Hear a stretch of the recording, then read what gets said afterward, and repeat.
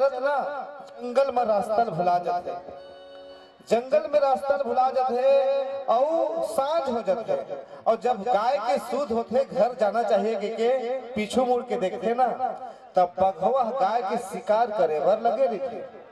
बघवा गाय के शिकार करे बर पड़े रहते पाछू। गाय सोचते कि अब तो प्राण नहीं बाचा है, बघवा पाछू पड़े है। गाय धीरे धीरे आगू बढ़ते और एक डबरी असल में छलांग लगा देते। डबरी है दलदल रहा है, थोड़ा दूर तोड़ते, गाय है तैर के थोड़ा दूर गए थे तो इसने गाय फंस जाते, तोड़ नहीं सका काबर का तो दलदल रहते। बघवा सोचते कि गाय तो मोर शिकार है, तो अब फंस गए, अब कहाँ जाएगी के बघवा भी छलांग लगा देते और बघवा घलो खा दलदल में फंस जाते। आघुम गाय रखे पाछू बघवा शिकार नहीं कर सके दलदल के कारण।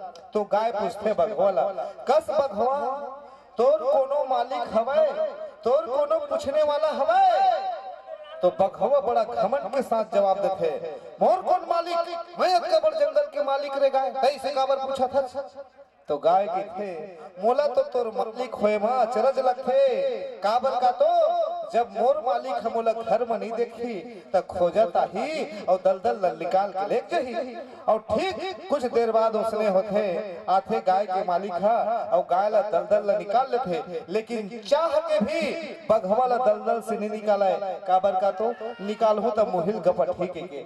इसलिए संगी साथियों, यदि बघवा ही बनना है तो हक और न्याय की लड़ाई के लिए लड़ो और हिंसक नहीं बनना है, क्योंकि हक न्याय के लड़ने वाला ला बघवा के थे, चाहे वो कोनो जात के रहा। इसलिए संगी साथी हो, हर मनुष्य को हक और न्याय की लड़ाई लड़ना चाहिए। यही संदेश के साथ मैं आपके बीच में एक गीत पेश करे बजाता हूँ।